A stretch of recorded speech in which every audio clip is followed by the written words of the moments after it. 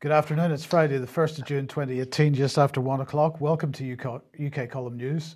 I'm your host, Mike Robinson, and joining me via video link is David Scott from Northern Exposure. Welcome to the programme, David.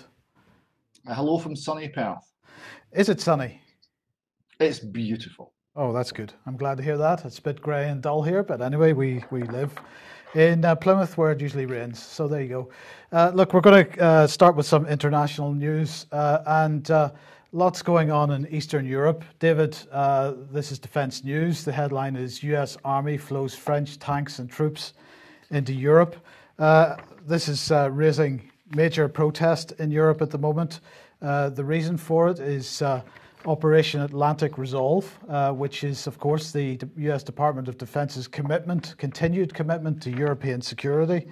And so many of the mainstream press covering this, lots of US military convoys on the roads. Deutsche Welle quoting lots of people in Germany complaining about the amount of arms and material heading across German roads into Eastern Europe. They're heading, of course, into Poland, Bulgaria, Romania, and Hungary. And this is part of a brigade of 3,300 US troops, along with 2,500 pieces of equipment, which recently landed at Antwerp in Belgium.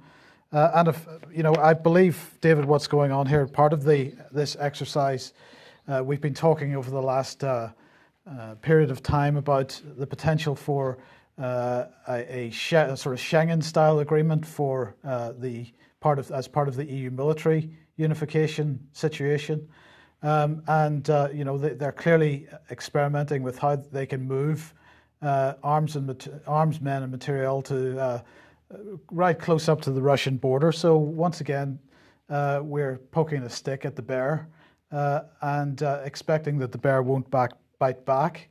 And so far, the bear has shown quite a lot of resolve in this area, but I just wonder how far we can continue to push. The bear's been sensible. The bear's been operating in the real world.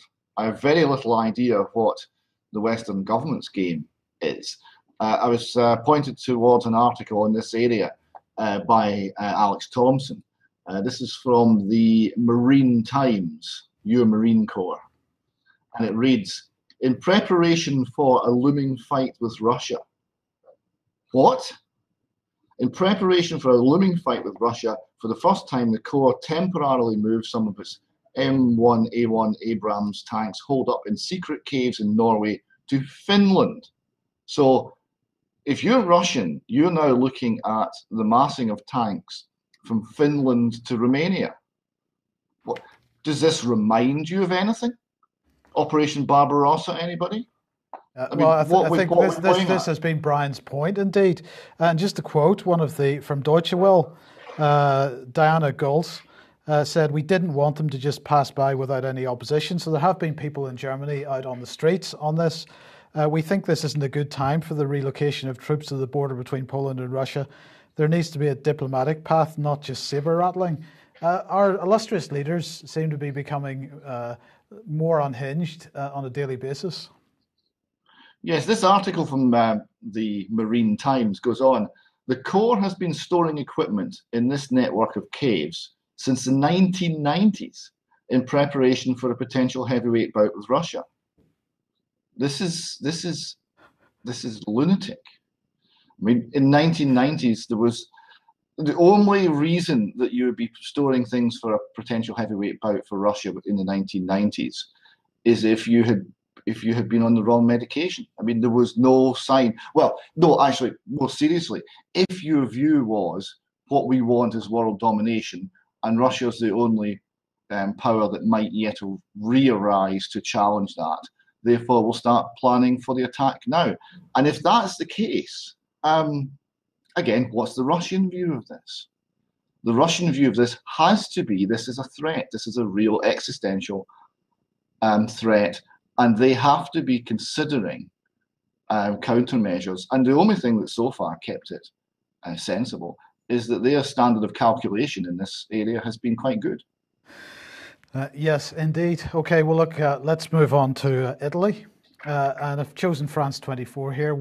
what the populists are proposing for Italy, because the news is that having parachuted in Carlo Cottarelli to take over as interim prime minister, he resigned pretty quickly, and so we seem to have once again the combination of these so-called populist parties joining to form a coalition.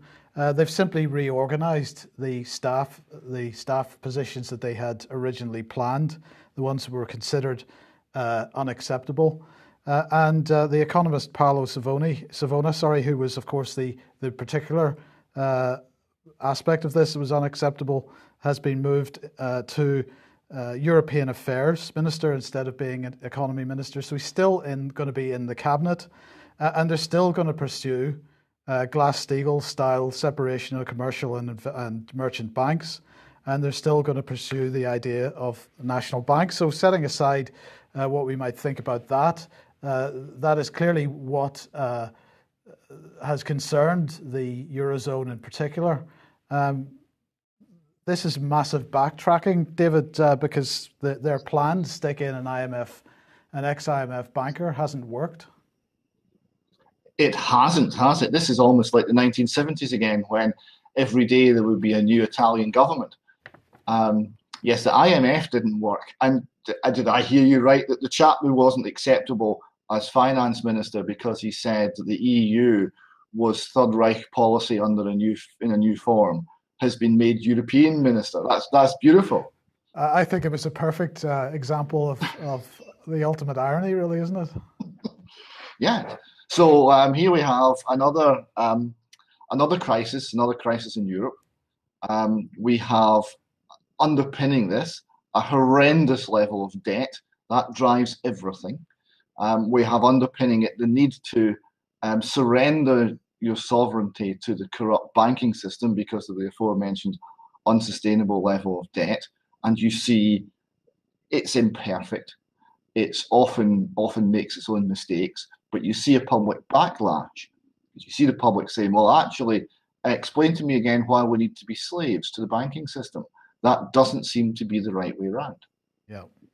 Yes. Well, in the meantime, of course, Britain and Europe find themselves in a trade war with the United States, and because Donald Trump has decided to impose tariffs on European steel, for example. This is what Liam Fox said. I've been very clear. These tariffs are not justified. We've not ruled out countermeasures and will support any EU appeal to the World Trade Organization. So the mainstream media talking about trade wars, talking about Europe, Canada and Mexico planning retaliatory moves. Well, what was Europe's response? Well, here is Europe's erstwhile Foreign Minister Mogherini saying that the European Union is not at war with anyone. The EU is a peace project. We'll come on to that in a second, David. The EU is a peace project, including on trade. And she said that although there might be some kind of response, it won't escalate into a war. But I was just thinking back to about this time, well, I think it was about June last year, David, when Donald Trump came over and visited NATO headquarters in Brussels. This was the inauguration of the new NATO headquarters, where he was effectively saying to Europe that if they don't start stumping up on the issue of military funding for NATO, that there would be retaliation, some form of retaliation. I suspect that this is it. Well, it could be, because it's not going to serve the American interest simply to pull out and say to the Europeans, look after your own military defense.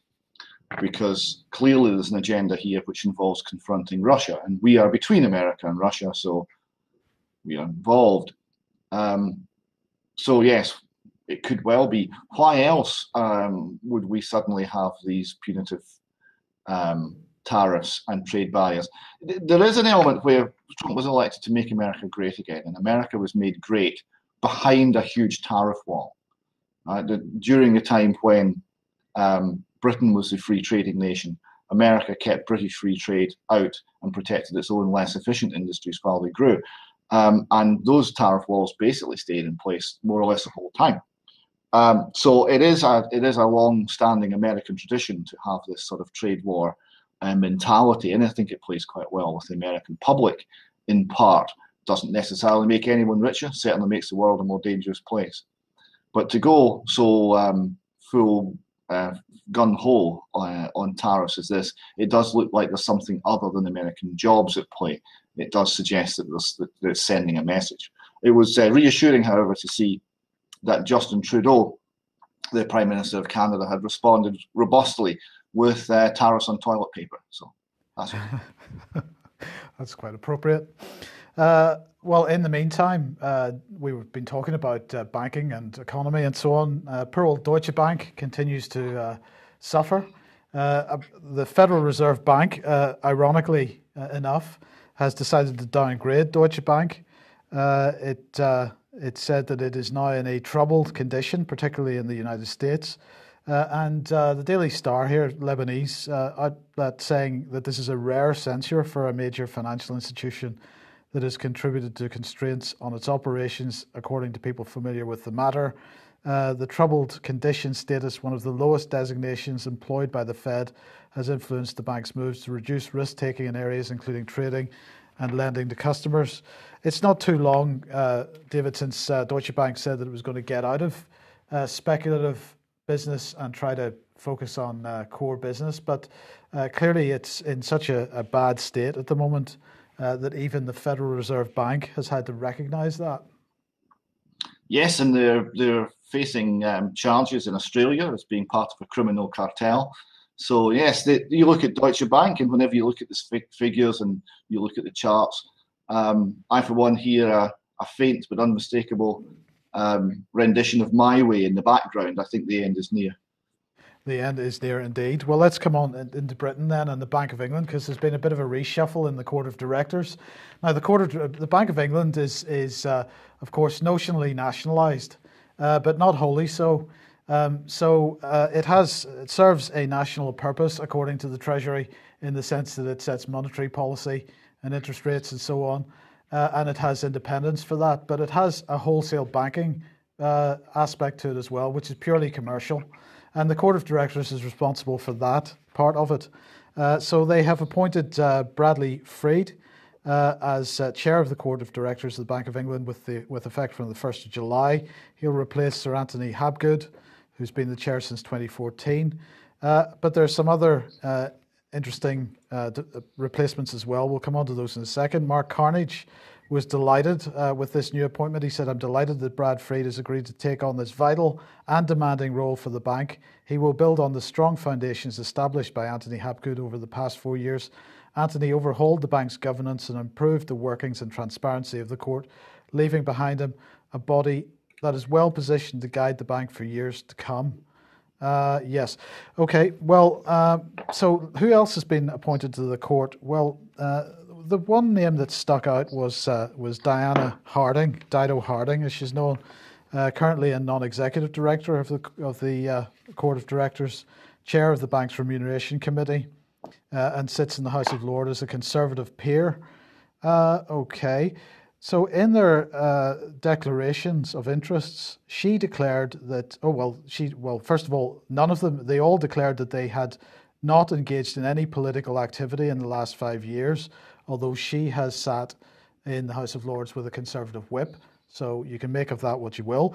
But she has declared that she had undertaken activity for the Democratic Party, for Democrats abroad, rather, and she donated $10,000 to Hillary Clinton campaign in 2016. I'm not clear how that's not political activity, but anyway, we move on. And she's also declared that, as I say, that she holds the Conservative whip in the House of Lords, and she also declared that she's donated around £2,000 to the Conservative Party over the last 7 years. So I'm not clear how that's not political activity. I appreciate she's not campaigning as such, but certainly supporting. So is there a conflict of interest there, David? It's a very strange set of political activities, isn't it? Conservative Party and Hillary Clinton. That's almost as though what we've been told about the left-right divide is in fact completely spurious. And yes, political activity, but it's okay because she's a woman. I see on the previous one, the Jonathan Haskell, the main complaint in The Guardian was he was the only man on a short list of 5, and he got the job. So testicles is their problem, not actual competence. Yes.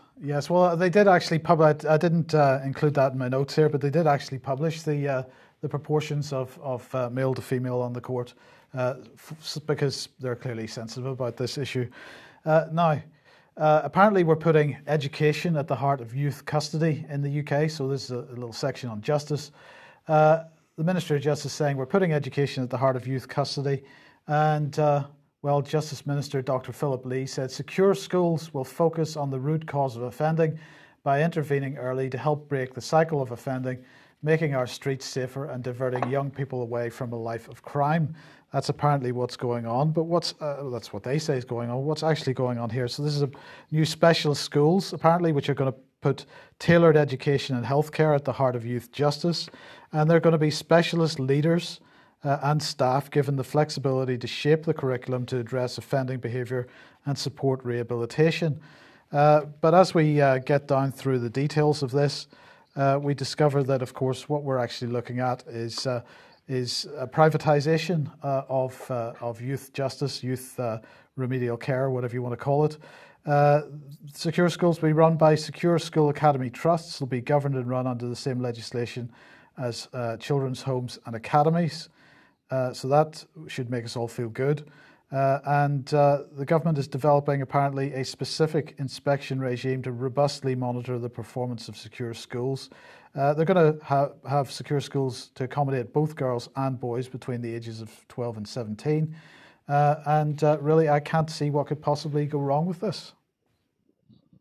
Not an academy of crime, then. Exactly. Yes, what could go wrong? It's another one of these strange privatisations that's not where under the private sector there's choice, right? So you go firstly to somewhere where there is no choice. Right? We're going to incarcerate people against their will, and they're young, and they're not going to be given a choice. So firstly, there's no choice.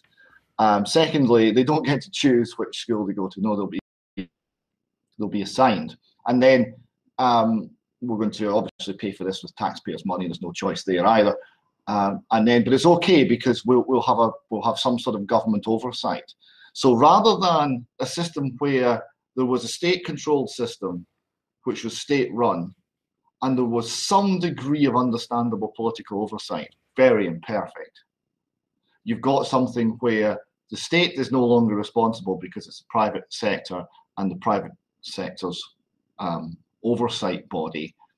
And we know how this works. When things go wrong and you complain or you try to raise the alarm, it'll just be passed around the houses. No one will be responsible. That's absolutely right. And as you say, it's not real privatization. It's just a taxpayer bung to private companies. Yes, state-selected private companies. What could go wrong with that system? Could there be maybe an incentive for corruption if, in fact, your success or failure as a private company is wholly related to the amount of political favours you can call in? What's the name for that system? Yes. It's not going to be one that generates new ideas. It's not going to be one that distributes resources effectively and efficiently. It's not going to bring any of that because it's still state control, but it's state control in such an obscure way that it makes it impossible, or certainly extremely difficult, for the people who are affected by these policies to actually argue against them, to even find out who's responsible. And it means that the decisions and policies are made quite happily in an obscure fashion. We talk about the deep state as a shorthand for this, but it gives somewhere where the deep state can grow. Yeah, absolutely. And I can't imagine what types of companies are going to be, aiming to run these schools. Probably G4S will be at the top of the list. Not a great situation. Let's stick with justice for a second. And Liverpool Crown Court is to be the point court for justice transformation. We've been talking about justice transformation in the UK for a while. So this is pioneering work to modernise the court system is being led at Liverpool. And Justice Minister Lucy Frazer apparently saw firsthand during a visit yesterday. So they're really impressed with this. What are they doing? In Liverpool, a pilot has been established with the close cooperation of Merseyside Police, Mersey Cheshire, Crown Prosecution Services and HM Courts Tribunal Services. And lessons learned during user testing will play a vital part in its wider adoption. User testing, yes.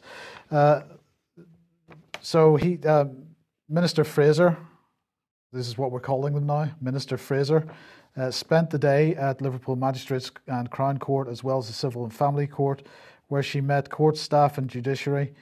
In addition to the common platform, we'll be able to see a live demonstration of a second digital system designed to record sentences in real time.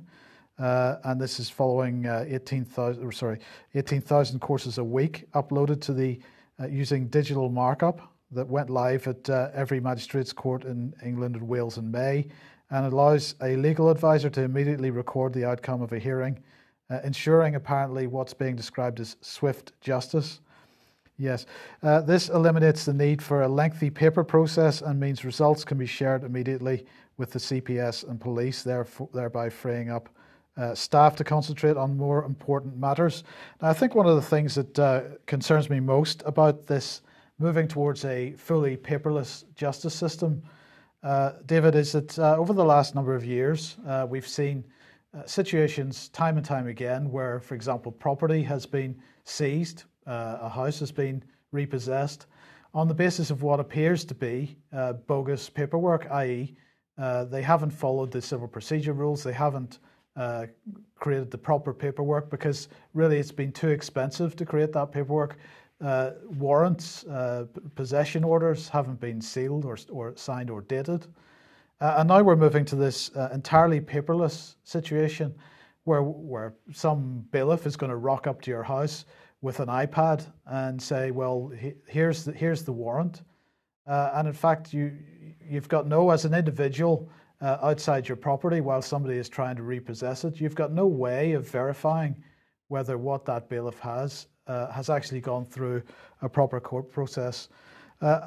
This has got to raise concerns. Huge concerns, huge. Yes, I mean, the idea, show me the wet ink signature, has been one of the few things people have been able to do to illustrate that the paperwork is bogus. And that will be gone. One of the things we're seeing with the government is no one signs anything anymore. You don't even get a second name or sometimes a name at all. It's just a department name down the bottom. So where's the accountability there? Exactly, there is none. So we're going to get that. Well, the court says you're guilty. Well, who, when, how, right? You know, when there's a wet ink signature and there's a paper trail, there is a trail, and that's going to be gone. Now, okay, there might be there's certainly efficiency problems in the courts. Let's not pretend otherwise. Right? The Scottish courts are notorious for taking an absolute glacial age, particularly if the defendant is well endowed with cash. Right? The whole thing can be extended, and contempt of court laws, etc., means that they can extend to cover up other crimes and cover up other information and prevent information becoming into the public domain. So the whole system is open to abuse. But is this the solution? I don't know that it is. What we need is more juries. We need more clarity. We need more openness so that the public can see what's going on. That's what we need. I think that's hit the nail on the head there. Now, just before we move on to other matters, let's have a look at Brexit. Because David Davis, the Brexit minister, has, I've paraphrased the situation here. He didn't actually say this, but it's more or less what he would have said if he had been speaking to me, perhaps. He said, don't worry, Northern Ireland will be in the EU and it will be in the UK. The best of both worlds, you see. Now, my position has always been, David, that the best of both worlds document that David Cameron produced is the endpoint of Brexit, i.e. we're not actually leaving the European Union at all. And of course, this issue of the customs union has been the big bone of contention, particularly because the Tory party is only being propped up by 10 DUP, Democratic Unionist Party, Northern Irish MPs. And they have consistently demanded that there's no constitutional change with regard to the relationship between Northern Ireland and the rest of the UK. And they've also demanded that the border stays open because it's an economic requirement basically. So this issue of the Northern Irish border has been rumbling on for quite some time, and now David Davis has come up with this bright spark idea that the EU, that Northern Ireland would remain in the EU and the UK, as if he's going to be able to sell that to the EU, So I don't even really know where to start with this. They're also going to create, by the way, a 10-mile wide buffer zone right along the length of the Northern Ireland border, which they're going to call a special economic zone. And that will be there so that to facilitate local traders like dairy farmers who make up about 90% of the cross-border traffic, so that the dairy farmers in the north and the south can share the same trade rules. This situation continues to degrade into la-la land, and I think that was the intention from the beginning. Well, we used to have this sort of system set up between Scotland and England many hundreds of years ago. It was called the debatable lands because no one was quite sure which country they were actually in, and it varied so much during time. So we're maybe going back there. But hold on a second. Now, it was called the debatable lands because people in Scotland and people in the north of England were constantly at war, and therefore the border changed so often that there was no point drawing one on a map. This is true. Yes. This is why it's called the debatable lands. And here we have in Ireland, it's a strange dynamic. The economic situation's changed. Remember, when Northern Ireland was formed, the 4 counties around Belfast represented 85% of Irish GDP, and that's no longer the case. It's much more evenly spread now, and there's a need for economic development. And you drive across the border, and there's no military and there's peace. And let's not knock that compared to what it was not that long ago. But yes, what's happening in the House of Commons is very interesting. We have Tory rebels conspiring to bring down Brexit. We've got the new phrase is we want a sensible Brexit. Have you heard this one? We've gone from having a hard Brexit and a soft Brexit. Now we want a sensible Brexit. Who could be against that, Mike? That's a spin that's been put on surrendering to the EU and not really leaving. It's been called a sensible Brexit. There are the people who are standing firm in the House of Commons, but they've always been a minority, and they are quite clearly the House of Commons has quite clearly got a completely different view from the country. How does that resolve itself? The House of Lords is even more diverged from the view within the country. And again, we're seeing Parliament and government as something that's done to us and doesn't represent us. And all these things are working their way slowly out as we don't properly leave the EU. Well, indeed. Now, of course, quite a number of people have been saying that there was no intention to leave the EU from the beginning. In the meantime, there's been a level of trust placed in the Tory party, which is utterly undeserved, that they would actually fulfil what they said they would fulfil. So where do you see this ending up? Is this going to end up with mass protest, or is it going to end up with I'm just wondering where the actual divide is in the population over staying in and leaving at this point. It's very hard to know. I suspect it's much more in favour of leaving, but it's not clear exactly where this is going to end up within the next 300 days. We've only got 300 days before we're supposed to be leaving. Yes, but it won't be 300 days. They'll be extend and pretend and we'll kick the can, because they don't want the people to actually decide how they're going to be governed. They don't want the people to get mobilised. So the way to avoid this is to extend the process so that people look away. It just becomes slow, it becomes dull, it becomes background, where if people find out a lot of information all at once, they're liable to get somewhat annoyed at being sold down the river by the political leaders. If it's just slowly drip-fed to them, there's less of a reaction. So I think they're going to try and just keep it quiet, and there'll be a lot of clamping down on free speech. There'll be a lot of controlling how people think and behave in large ways and small, and they'll try and keep a lid on the whole thing. And they'll fail. I think they'll fail. Yes, I think this country is fundamentally incompatible with the wishes of the EU, and I think it always has been, and that will eventually be revealed. Not through the Conservative Party, though. The Conservative Party is a very deceptive beast, because with one or two individual exceptions, it does not represent conserving anything. It does not represent any sort of idea of traditional conservatism, as you might find espoused by say Burke. It does not represent certainly any idea of classical liberalism or libertarianism or anything like that. What it does is it gives the globalist socialism a face that's acceptable to Middle England, and puts everyone in Middle England to sleep. And that's its purpose. And really, until the Conservative Party dies, I don't see there being a political response that's going to be sufficiently powerful and coherent to do anything. Yeah, okay. There's no sign of it dying. Well, no, because they keep getting money from Russia. True. Yeah, not from people subscribing in the UK, that's for sure. And same with the SNP, by the way. Their political donations have dried up to a spectacular degree. Okay, let's move on to the issue of Tommy Robinson. Take us through this. Well, Tommy Robinson, I think this was Friday, wasn't it? Got arrested. Now, he got arrested, and then we talked about the efficiency or lack thereof in the British justice system. Well, he got arrested, he got tried, he got convicted, he got sentenced, and he got taken to jail, all in 5 hours. So you cannot say that wasn't efficient. And he got arrested for doing a report outside a courthouse.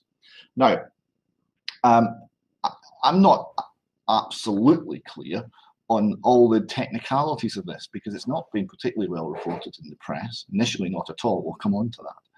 But what he was doing is he was reporting on part 2 of a 3-part trial of a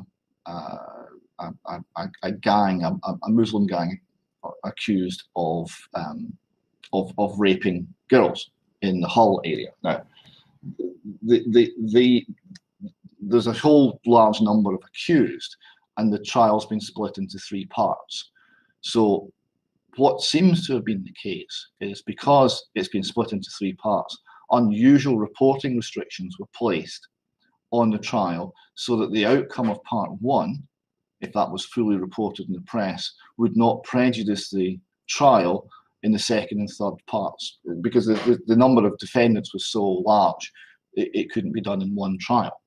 Now, so Tommy Robinson was reporting outside, in public street, outside the court. He wasn't filming in the court. And he was arrested for breach of the peace. Now, breach of the peace is one of those things, it's become the go-to, certainly in Scotland, the go-to charge of social control. Breach of the peace increasingly means that you're doing something that somebody in power doesn't like. It doesn't mean what it used to mean. It's a very troubling charge. Now, he was then convicted of and pled guilty to contempt of court. As far as I can establish, the particular, because I looked at the video of this, it was all live streamed, so you can see all that happened. And there was nothing that he was saying that I saw that I thought contravened normal reporting restrictions on a trial. But I wasn't aware at that point that there were special restrictions on this trial. He said to it was the day of the trial, it was the day when the verdict was going to be given, and some of the accused men came in and they were carrying bags with their clothes in case they were sent straight to prison. So Tommy Robinson asked them, how do you feel about the verdict?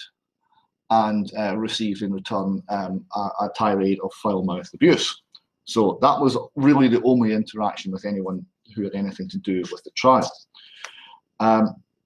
So I've been looking at what the other restrictions be, and it relates to postponement of fair and accurate reports. I'll just read a couple of paragraphs that gives you an indication of how complex this is. It says, under Section 4.2 of the Contempt of Court Act 1981, the court may order the postponement of publication of a fair and accurate contemporaneous report of its proceedings, where that is necessary to avoid a substantial risk of prejudice of the administration of justice in those or other proceedings.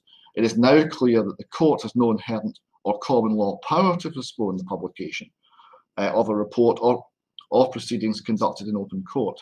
It follows that unless there's a postponement order, which may be properly under exercised under Section 4.2, there's no power to order postponement of reporting. And it goes on to say that matters, subject to matter postponement, the courts have no power under Section 4.2 to prevent publication of material that is already in the public domain. Now, what Tommy Robinson seemed to believe is that everything he was saying was already in the public domain. So he was standing on public property, open street, not on court property, and he was speaking to camera about this trial, and he was saying things that he believed to be in the public domain. At one point, you could see him checking, I haven't done anything wrong, however, it's all in the public domain. So that's what he believed he was doing. He thought he was going close to the line. He knew he was going close to the line. And it seems to have been that the court took a different view. Now, this is one of the things that troubles me most about this. The court means one judge. We're not talking about a jury, and we're not talking about a jury of his peers. So he's now got 13 months inside because one judge took a different view of quite complex legislation as to what constitutes a breach. And in an area where the court has no common law power anyway, and common law powers generally mean that there's an inherent understanding in the society of what is lawful and what is not. When you get into the statutory stuff, well, who knows it? It's very difficult to know what's in there. There's so much of it. So it seems to have been that the judge took a view that something he said, or the very fact that he publicised that a trial was happening at all, was somehow prejudicial or contravened the order. So I'm not clear. I've looked at this. I'm not clear exactly why he was convicted. Then what then happened was there was a reporting ban on it. So none of the mainstream media could say anything about the fact that he'd been arrested.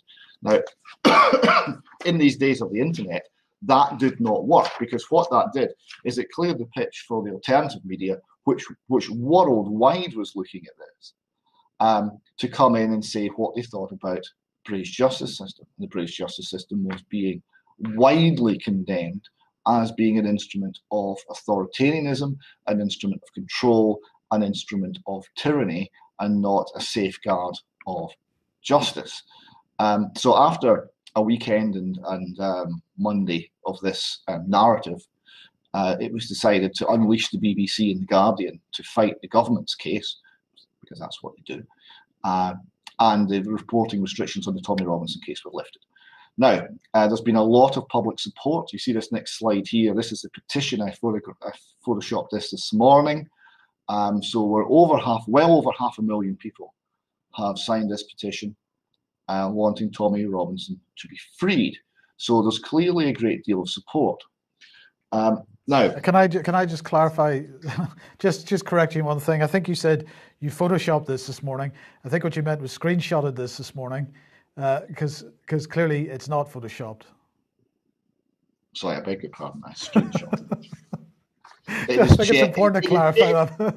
It is genuine, and I haven't altered the numbers in any way. You're quite right. Yeah, so there's a lot of public support for him. And the public support is coming. Remember, this is on the back of Pettigrew, the journalist, being banned from the UK, Lord and Southern, the journalist, being banned from the UK. There has been a constant attack on free speech. So this has been viewed as another part of the attack on free speech. It's been viewed around the world by the movements which are saying that free speech and the ability to have a discussion and to talk to someone that you don't agree with, and have them speak back to you and have that exchange is extremely valuable. And that the left-wing authoritarian view, which is you define what is acceptable speech and hate speech, and everything you don't like is hate speech, and then hate speech has to be no platformed and or prosecuted, so that you silence and you force the opposing view from the field. You don't win the arguments, you just coerce them. That's the authoritarian left view. So the people who are fighting against that are looking at Tommy Robinson and saying, well, you know, he's exposing what's happening in the UK, and look how they've treated him. Look how, you know, 5 hours he's inside. This is not justice. Right. I mean, I'm going to say, you know, I find Tommy Robinson extremely problematic. I don't particularly like his message. I don't like the way he presents himself. But we'll come on to that in a second. But I just wanted to put this one up, David, because this is the key point here. This tweet from Alexandra Kage saying, is Tommy Robinson being treated fairly? If gangs of white men had spent decades raping and torturing little Muslim girls, and a justly outraged Muslim reporter was covering the legal proceedings, would he be arrested? At the core of this is the belief that the vast majority of paedophilia, or not the belief, the idea that's being presented that the vast majority of paedophilia in this country is as a result of Muslim gangs, and that white men and women have not been involved in paedophilia for quite some time. And the problem I have with one of the problems I have with what Tommy Robinson's narrative that he presents is that, of course, he's focusing on one section of the community and ignoring the rest, and more to the point, ignoring where the source of the problem comes from. Because, you know, this whole business of the fact that Muslim gangs have been more or less left alone to do their work is something that, you know, has been highlighted, or at least the fact that the police and politicians and the authorities have been ignoring widespread paedophilia in this country. It's been covered on the UK column with the interview with John Wedger and other interviews with John Wedger. It's been covered on the UK column with the Common Purpose Effect series of articles where we're explaining some of the mentality that's going on within local authorities, within social services, within the police, and where this mentality is coming from. So, you know, he is fundamentally wrong in suggesting or in only focusing on so-called Muslim rape gangs, because this is actually not even probably a very large proportion of what's going on in the country. Well, I think in parts of the country it is large, but you're right in saying that it's only one aspect of the problem. We're seeing, as we investigate this in Scotland, we are seeing multiple strands to this. Each one deserves attention. You have the Satanist religious type strand. You have the cover-up of abuse within churches strand. You have the criminal strand where girls and young boys are trafficked out of the care system into brothels. You have big money attached to this. You have the political control attached to this. It's extremely complex, and this is one aspect of it. And I think if you're saying, well, look, he's in concentrating on this, he's providing such a one-dimensional view that it starts to be problematic. Well, yes, I can see exactly what you're saying there, and that's an area where we should be engaging with people, I think, who have these concerns and saying, well, yes, okay, that needs to be fought, but there's a bigger picture, right? The bigger picture is how does it occur? Why is this being covered up? How does the mechanism of cover-up work? Because the cover-up is not being covered up by the Muslim community. It's being covered up by police and courts and social services and local government and all the rest of it. So, yeah, we have to look at this broader picture. My concern over Tommy Robinson is one where the execution of the state power through the justice system is being consistently used to silence opposition wherever that opposition comes from and whatever that opposition is actually opposing.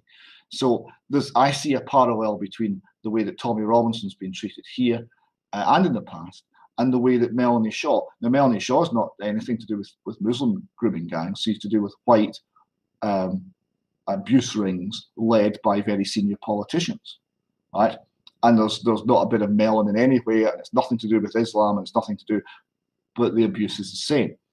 And the response is the same, which is, we'll sort you out. How would you like some more time in prison? And that's the government response. So you're seeing the justice instrument of injustice. You're seeing no jury again making these decisions, and you're seeing a huge amount of doubt about what the decision of what the crime even is. So you're seeing these parallels. So that's what I'm seeing. It's part of a picture of government abuse. It's a part of a picture of silencing opposition. Whether or not I agree, I mean, I've never actually met Tommy Robinson, so I've seen some of what he's put out. I've read his first book. I've not read his second one. And his global world view is not mine, and it's not yours. But the point is, if he's standing up and speaking any truth in a country that stands for liberty and truth and justice, he should be able to do that. And what he's been targeted in, he's been targeted politically, he's been targeted culturally, and he's been targeted through the justice system. The justice system's the greatest concern of this, but also the painting of him as a whole lot of things which he's not. He's constantly called a racist. I'm absolutely convinced he's not racist. I'm absolutely convinced he's got more people who are friends than I do, because of where he comes from, who are of all sorts of communities and all sorts of races. And but he's called this, right? He's called this because far right, Nazi, racist. What that is saying, shut up, be quiet, or we will vilify you and ruin your reputation. I don't like that bullying tone being used when someone is actually standing up and saying something. He's either right or he's wrong. If he's wrong, explain why he's wrong, win the argument. But no, instead, we have this no platforming, we have this oppressive thought control that comes in. And I don't like that. I don't like to see that in the country. And then when you see that expressive thought control then start to utilize the power of the state to deny people their liberty, etc., I think it sets a very concerning precedent. Okay, thank you very much for that, David. I'm afraid we're right out of time. I'm quite sure we'll come back to this at some other time. Thanks for joining us today. Thank you for joining us today. We will be back at the same time on Monday. Have a good weekend, and we'll see you then. Bye-bye.